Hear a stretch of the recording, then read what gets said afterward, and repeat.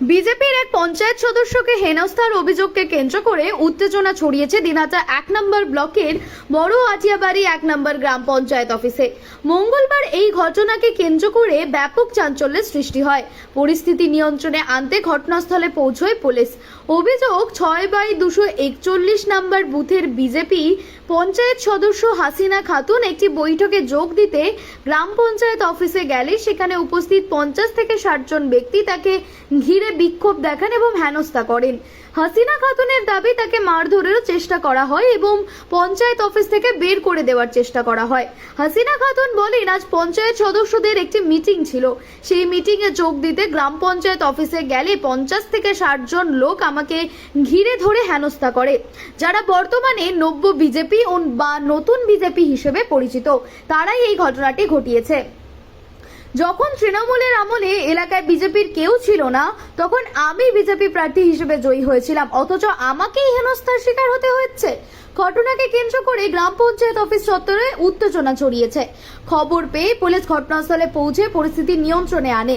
অন্যদিকে বিজেপি নেতা দিলীপ বর্মন ও বিশ্বজিৎ বর্মন অভিযোগ অস্বীকার করে বলেন, দিনহাটা ১ ব্লকের বড় আটিয়াবাড়ি গ্রাম পঞ্চায়েতের কয়েকজন সদস্যের বিরুদ্ধে কাটমানি নেওয়ার অভিযোগ রয়েছে। সেই ক্ষোভ থেকেই সাধারণ মানুষ ওই পঞ্চায়েত সদস্যকে ঘিরে বিক্ষোভ দেখান, তবে তাকে হেনস্থা বা মারধর কিছুই করা হয়নি বলে তাদের দাবি। ঘটনাকে কেন্দ্র করে এলাকায় রাজনৈতিক তরজা শুরু হয়েছে। পুরো ঘটনার তদন্ত শুরু করেছে পুলিশ। কি হয়েছে? আজকে আমাদের অঞ্চল থেকে মেসেজ করেছিল যে আমাদের পঞ্চায়েতের একটা মিটিং রয়েছে, কিন্তু আমি সেখানে আসার পরে কিছুক্ষণ বসেছিলাম। তারপর মোটামুটি ৫০ থেকে ৬০ জন লোকজন নিয়ে এসে কয়েকজন যারা নতুন, আমরা যখন ২১-এ ১৯-এ ২১-এ ২৩-এ আমরা যখন গোড়া থেকে বিজেপির গোড়া থেকে যখন আমরা লড়াই করেছিলাম ময়দানে, তখন এই মুখগুলো আমরা দেখিনি, কখনো দেখিনি, কখনো চিনিনি। এবং হঠাৎ করে তারা কোথা থেকে সেই সব মুখ এসে ৫০ থেকে ৬০ জনের উপরে লোক, তারা এসে আমার সঙ্গে এমন একটা বাজে ব্যবহার করলো, আমার উপরে চিল্লাচিল্লি করলো, এমন একটা বাজে ব্যবহার করলো, মনে হয় কি পারলে এখানে ধরে আমাকে সবাই মিলে মারে। আর আমাকে বারবার হুমকি দেওয়া হচ্ছিল যে অঞ্চল থেকে বের হয়ে যাও, অঞ্চল থেকে এই মুহূর্তে এক্ষুনি অঞ্চল থেকে বের হয়ে যাও, বের করে দাও, আর যদি না বের হও তাহলে আমরা মহিলা লোককে ডাকবো, ডেকে আপনাকে এখান থেকে টেনে বের করে দেওয়া হবে। আমি তাদেরকে তখন বলেছিলাম যে আমি তো ২০২৩-এ বিজেপি থেকে জিতেছি, কিন্তু তারা বারবার একটাই স্কোপ বের করতেছিল যে আমার হাজব্যান্ড তৃণমূল করে।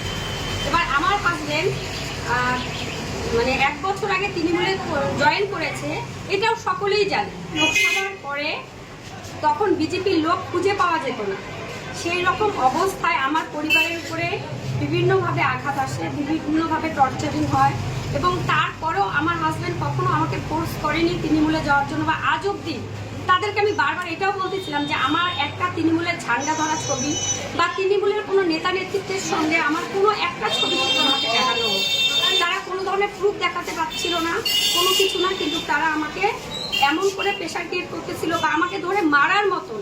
যারা মারছিল তারা কারা? এরা হচ্ছে নতুন বিজেপি, আমি বলবো যে এরা ৪ তারিখের পরে গেরুয়া আবির মাখা বিজেপি। আপনার নাম? আমার নাম হচ্ছে হাসিনা খাতুন, আমি হচ্ছে জিপি 1-এর আটিয়াবাড়ি অঞ্চল পঞ্চায়েত সদস্য বিজেপির, তাকে হেনস্থা করা হয়েছে পঞ্চায়েত সদস্যের অভিযোগ, কি বলবেন? আমরা ভারতীয় জনতা পার্টির তরফ থেকে আমরা কেউ ওনাকে হেনস্থা করিনি। উনি আসছে ওনাকে সুসম্মানে, আমরা বলছি যে আপনারা কী তাদের জন্য আসছেন, সুসম্মানে করে যান।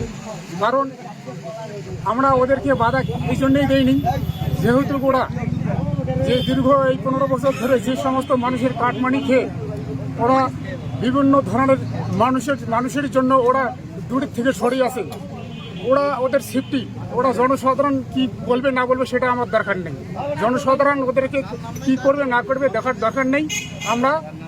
আমরা ভারতীয় জনতা পার্টির তরফ থেকে আমরা খুব শান্তশিষ্টভাবেই আসি, এবার সাধারণ মানুষকে ওদেরকে জবাব দিয়ে দিই।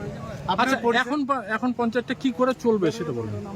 এখনো পঞ্চায়েত যেহেতু আমাদের এখনো জেলা নেতৃত্ব বার্তা দেয়নি, জেলা নেতৃত্ব বার্তা একটাই যে ভিডিও থেকে দিবে, ভিডিও অঞ্চলকে দিবে, আমরা সেই বার্তাটা এখনো পাইনি যে কিভাবে অঞ্চল চলবে। আপনার নাম? তার আগে আপনারা ওই গ্রাম পঞ্চায়েত সদস্যদের অঞ্চলে ঢুকতে দেবেন না? না, কেন ঢুকতে দেব না? ওরা তো সাধারণ। আপনার নাম? ওরা যদি এতটুকুই সততা থাকে তা ওরা সততা অনুযায়ী ওরা অঞ্চলে ঢুকবে, আমরা কেন দেবো না? আপনার নাম? আমার নাম দিলীপ চন্দ্র বর্মন, আমি 5 নম্বর মন্ডলের সিএস। আপনার স্বপ্নের ঘর সাজানোর একমাত্র ঠিকানা শাহরুখ ফার্নিচার স্টোর। ঘর সাজানোর প্রতিটি ধাপে আমরা আছি আপনার পাশে।